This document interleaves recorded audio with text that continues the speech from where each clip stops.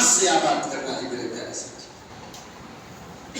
آج افسوس کی بات یہ ہے، میں شہروں کی بات کیا کروں، اب تو گاؤں دیہات میں، کٹیہار کے چھوٹے چھوٹے گاؤں میں دیکھتا ہوں بھائی شہروں کا ایک لائف سٹائل الگ ہے، شہروں کی زندگی الگ ہے، مگر گاؤں دیہات میں جہاں بہت زیادہ مصروفیت نہیں ہے لوگوں کے پاس فرصت ہے، ٹائم ہے، وقت ہے، مسجد کے بازو میں، مسجد کے پڑوس میں ان کا مکان ہے، لاؤڈ اسپیکر سے اذان کی آواز ان کے کانوں میں پڑ رہی ہے، مگر وہ مسجد میں نہیں آتے ہیں۔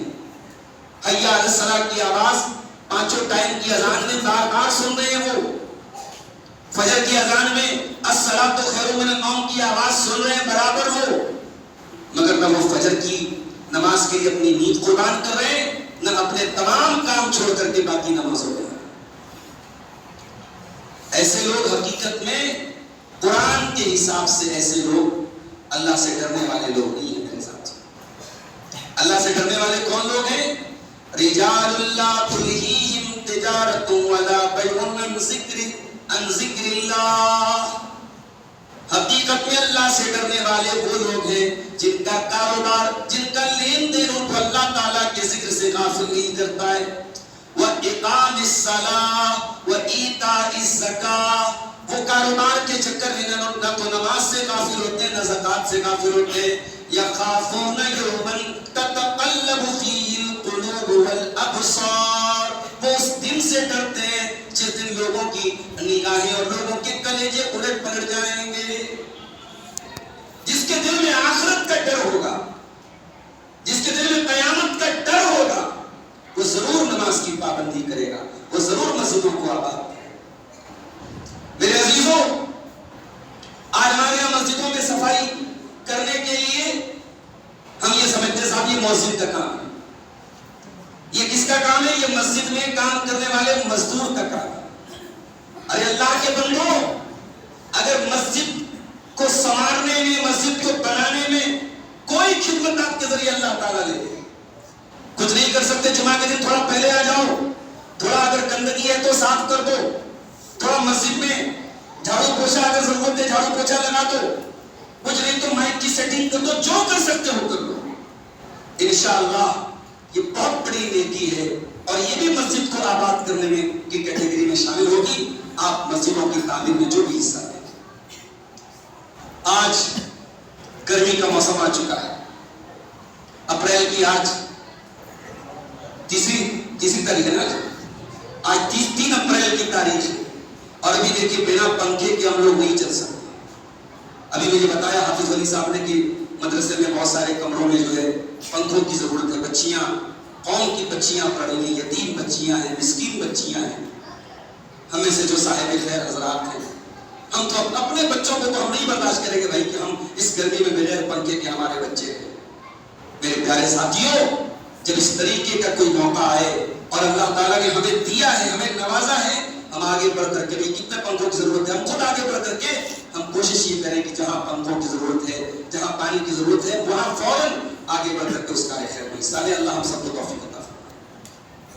میرے ساتھیوں، آج کے خطبہ جمعہ کے لیے میں نے جس موضوع کا انتخاب کیا ہے، جو ٹاپک میں نے چنا ہے، وہ بہت اہم ٹاپک ہے، اور وہ ٹاپک کیا ہے کہ اسلام کی نظر میں دنیا کی کیا حقیقت ہے؟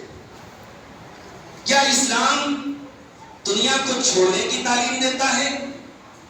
کیا اسلام یہ کہتا ہے کہ صاحب آپ کو صرف آخرت کی تیاری کرنا ہے، دنیا سے کوئی مطلب نہیں ہے، آپ کو شادی نہیں کرنا ہے، آپ کو بیوی کا حق ادا نہیں کرنا ہے، آپ کو بچوں کا حق ادا نہیں کرنا ہے، آپ اچھا مکان نہیں بنوا سکتے، آپ اچھا کھانا نہیں کھا سکتے، آپ اچھا کپڑا نہیں پہن سکتے؟ کیا اسلام کا کیا کانسیپٹ ہے؟ اسلام کا کانسیپٹ بہت کلیئر ہے میرے پیارے ساتھ۔ قرآن کا دوسرا پارہ اٹھائے، اللہ نے ہمیں ایک دعا سکھائی، وَمِنْهُمْ مَنْ يَقُولُ رَبَّنَا آتِنَا فِي الدُّنْيَا حَسَنَةً وَفِي الْآخِرَةِ حَسَنَةً وَقِنَا عَذَابَ النَّارِ۔ میرے متقی بندے، میرے نیک بندے یہ دعا کرتے ہیں، اے اے ہمارے پروردگار ہمیں دنیا میں بھی تو بھلائی عطا فرما اور آخرت میں بھی تو بھلائی عطا فرما اور جہنم کی آگ سے تو ہم کو بچا لے. یہ ہے ہماری دعا. یہ قرآن کی سکھائی گئی سب سے جامع دعا ہے. ہم نے اللہ سے آخرت کا بھی سوال مانگ کیا اور دنیا کا بھی سوال کیا. ہمیں دنیا چھوڑنا نہیں میرے پیارے ساتھیوں, ہمیں دنیا کی بھلائی بھی اللہ سے مانگنا ہے. اور یہ بھی غلط فہمی دور کر لیجیے. لوگوں کو کیا لگتا ہے کہ بھئی دین پر عمل کریں گے تو دنیا نہیں ملے گی, دین پر عمل کریں گے تو اچھا مکان نہیں بنا سکتے, سچ بول کر کے کاروبار کریں گے تو پیسہ نہیں کما سکتے, جب تک جھوٹ نہ بولیں, جب تک چوری نہ کریں, جب تک کرپشن نہ کریں, جب تک بے ایمانی نہ کریں, ہم دنیا میں دولت مند نہیں بن. کیسی بات کر رہے ہو بھائی؟ کیا صحابہ کرام میں پیسے والے لوگ نہیں تھے؟ اللہ اکبر. عبد الرحمن بن عوف کروڑپتی آدمی تھے, کروڑپتی آدمی تھے, بہت کامیاب بزنس مین تھے. کیا انہوں نے کبھی کوئی حرام کا طریقہ اپنایا؟ 100% حلال اور صحیح طریقے سے بزنس کیا اور عبد الرحمن بن عوف کروڑپتی بن گئے. مگر ہاں کروڑپتی بننے کے باوجود عبد الرحمن بن عوف دنیا دار نہیں بنے, دنیا پرست نہیں بنے. آخرت کی فکر ہمیشہ ان کے دل و دماغ میں رہتی تھی میرے ساتھی. بخاری کی روایت ہے عبد الرحمن بن عوف روزے کی حالت میں افطار کا دسترخوان لگا ہوا ہے, اذان کا وقت قریب ہے, افطار کا وقت قریب ہے.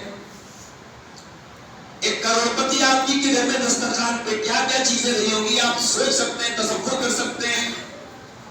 عبد الرحمن بن عوف نے اپنا دسترخوان دیکھا, ان کو جنگ احد کا ایک منظر یاد آ گیا. کہتے ہیں وہ لوگوں جنگ احد میں مصعب بن عمیر شہید ہوئے تھے جو مجھ سے بہتر تھے, اور جب مصعب بن عمیر شہید ہوئے تھے ان کو جب کفنایا جانے لگا کہتے کفن فی بردۃ ان قطع به راسه بدت رجلاه, اتنی بڑی چادر تھی کہ اگر سر کو ڈھانپا جاتا تھا پیر کھل جاتا تھا, پیر کو ڈھانپا جاتا تھا سر کھل جاتا تھا. مصعب بن عمیر کی ہائٹ لمبی تھی, لمبی چوڑی تھی, چادر چھوٹی تھی اور اتنی طاقت نہیں تھی کہ دوسری چادر لائی جائے اور مصعب بن عمیر کو کفنایا جائے. کہا وہ لوگوں بڑی مشکل سے ان کے سر کو ڈھانکا گیا اور پیر کے اوپر اس کی کاس کو ڈال کے ان کو کفنایا گیا, دفنایا گیا. اور اسی جنگ احد میں حمزہ بھی اللہ کی راہ میں شہید کر دیے گئے تھے. پھر وہ لوگ دنیا میں ہم جیسے لوگ بچ گئے اور ہمیں اس بات کا ڈر ہے کہ ہم نے دنیا ہی میں اپنی نیکیوں کو کھا لیا, کیونکہ اللہ تعالیٰ دنیا میں ہم کو دولت سے نواز رہا ہے, ہم کو نعمتوں سے نواز رہا ہے, ہم عیش و آرام کی زندگی گزار رہے ہیں. ہمیں ڈر اس بات کا ہے کہیں ایسا تو نہیں ہم نے اپنی نیکیوں کا مزہ دنیا ہی میں لے لیا. اتنا کہہ کر کے عبد الرحمن بن عوف روتے ہوئے دسترخوان سے چلے گئے اور ایک لقمہ انہوں نے منہ میں نہیں ڈالا. دولت تھی ان کے پاس, بے پناہ دولت تھی, مگر یہ دولت ہونے کے باوجود مصعب بن عمیر دنیا پرست نہیں بنے. میرے بھائیوں ان کو آخرت کی چنتا تھی, آخرت کی فکر. میرے بھائیوں آج اس مسجد میں بیٹھے ہوئے ہم تمام لوگ, میں اور ہم سب اپنے گریبانوں میں جھانکیں اور غور کریں کہ ہماری زندگیوں میں آخرت کی کتنی فکر ہے. اسی جمعہ کی نماز میں جب ہم سورہ اعلیٰ کی تلاوت سنتے ہیں, امام صاحب پہلے رکعت میں سورہ اعلیٰ پڑھاتے ہیں جمعہ کی نماز میں. سورہ اعلیٰ کی یہ آیت آپ کے کانوں میں ضرور پڑتی ہوگی, بل تؤثرون الحیات الدنیا والآخرۃ خیر وابقیٰ. اے میرے بندو تم دنیا کی زندگی کو ترجیح دیتے ہو جبکہ آخرت کی زندگی زیادہ بہتر اور زیادہ باقی رہنے والی ہے. دنیا کی زندگی یہ چند روزہ ہے میرے ساتھ, یہاں کا سکھ, یہاں کا دکھ, یہاں کی جوانی, یہاں کی تندرستی, یہاں کی طاقت, یہاں کا پاور, یہ سب چند روزہ ہے. جنہیں اپنی خوبصورتی پر ناز ہے ایک دن بدصورت ہو جائیں گے, جنہیں جوانی پر غرور ہے ایک دن بوڑھے ہو جائیں گے, جنہیں طاقت پہ ناز ہے ایک دن کمزور ہو جائیں گے. دنیا کی ہر چیز کو فنا ہے میرے پیارے ساتھی. اور اللہ نے بڑی پیاری مثال دی سورہ حدید کی آیت نمبر 20 کے اندر. اللہ نے ایک آیت میں پوری دنیا کی حقیقت کو بیان کر دیا. بہت غور سے سنیے. قرآن کا 27واں پارہ سورہ حدید کی آیت نمبر 20. اعلموا انما الحیات الدنیا لعب ولہو وزینۃ وتفاخر بینکم وتکاثر فی الاموال والاولاد. او لوگو، یہ دنیا کی زندگی تو کھیل ہے، تماشا ہے، زینت ہے، تفاخر ہے، تکاثر ہے. کیا مطلب؟